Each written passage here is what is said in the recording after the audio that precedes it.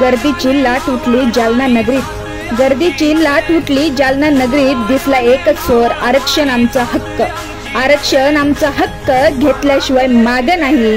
दगड मातीने नाही तर गर्दीने विक्रम मोडला, दगड मातीने नाही तर गर्दीने विक्रम मोडला. दगड न फेकता जनसागराने इतिहास जोडला, दगड न फेकता जनसागराने इतिहास जोडला.